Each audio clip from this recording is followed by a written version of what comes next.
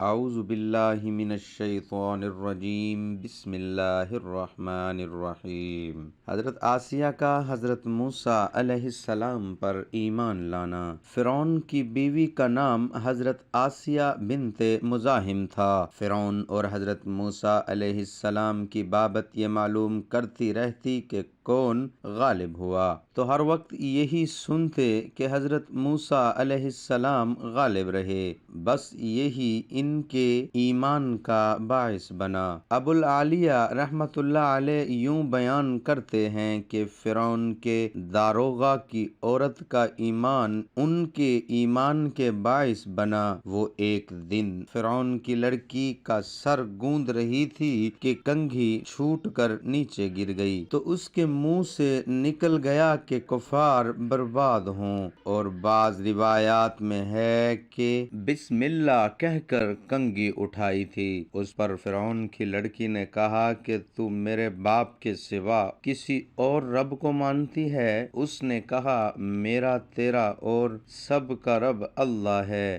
اس نے غصے میں آ کر اس کو مارا پیٹا اور جا کر اپنے باپ کو بتا دیا، تو فرعون نے بلا کر پوچھا کہ تیرا میرے سوا کوئی اور رب ہے؟ اس نے جواب دیا کہ ہاں، میرا رب اللہ ہے۔ فرعون نے اس کو چت لٹا کر ہاتھ پاؤں میں میخیں گڑوا دیں اور اوپر سانپ چھوڑ دیے کہ کاٹتے رہیں، لیکن جب دیکھا کہ یہ باز نہیں آتی تو فرعون نے کہا کہ میں تیرے لڑکوں کو ایک ایک کر کے تیرے سامنے قتل کروا دوں گا، باز آ جا اور مجھے سجدہ کر لے۔ اس نے کہا کہ یہ نہیں ہو سکتا۔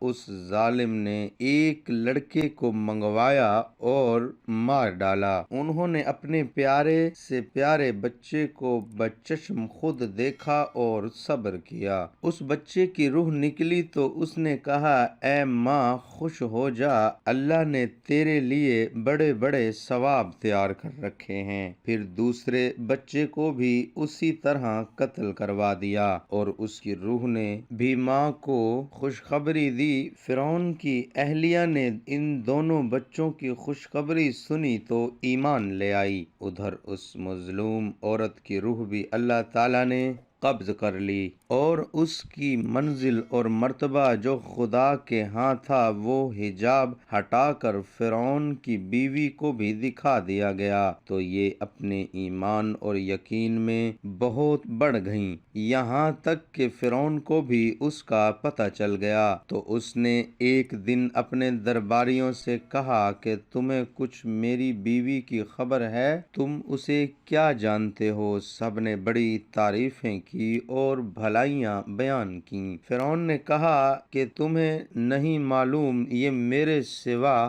دوسرے خدا کو مانتی ہے۔ پھر مشہور ہوا کہ انہیں قتل کر دیا جائے۔ اس کو اللہ تعالیٰ نے اس طرح بیان کیا جس کا ترجمہ اور اللہ ایمان والوں کے لیے مثال بیان کرتا ہے فرعون کی بیوی کی، جب کہ اس نے کہا کہ میرے پیارے رب میرے لیے اپنے پاس جنت میں ایک گھر بنا دیجئے اور مجھ کو فرعون اور اس کے عمل سے بچا لیجئے۔ فرعون غصے کے وقت لوگوں کے ہاتھ پاؤں میں میخیں گڑوا کر مار ڈالتا تھا، چورنگ کر کے اوپر سے بڑا پتھر پھینکتا تھا جس سے اس کی روح نکل جاتی۔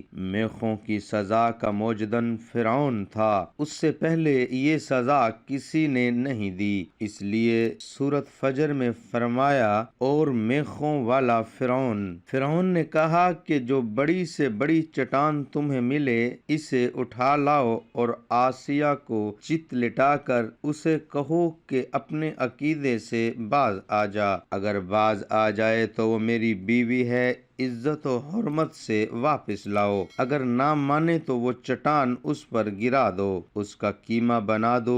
جب یہ لوگ پتھر لے کر آئے تو ان کو لٹا دیا اور پتھر ان پر گرانے کے لیے اٹھایا تو انہوں نے آسمان کی طرف منہ اٹھایا۔ پروردگار عالم نے حجاب ہٹا دیے، جنت اور وہاں جو مکان ان کے لیے بنایا گیا تھا انہوں نے اپنی آنکھوں سے دیکھ لیا، اور اس میں ان کی روح پرواز کر گئی۔ جس وقت پتھر پھینکا گیا اس وقت ان میں روح ہی نہیں تھی۔ ایک روایت میں ہے کہ فرعون نے آخری وقت میں اس نیک بی بی پر طرح طرح کے مظالم کیے۔ انہی مظالم کی حالت میں جب کہ فرعون نے ان کی چمیخی کر رکھا تھا اور ان کے چاروں طرف آگ رکھ کر چھوڑی تھی تو انہوں نے مندرجہ بالا دعا کی۔ اس کے بعد حضرت آسیہ رضی اللہ تعالی عنہا کو یا تو زندہ اٹھا لیا گیا یا ان کا وہ محل جو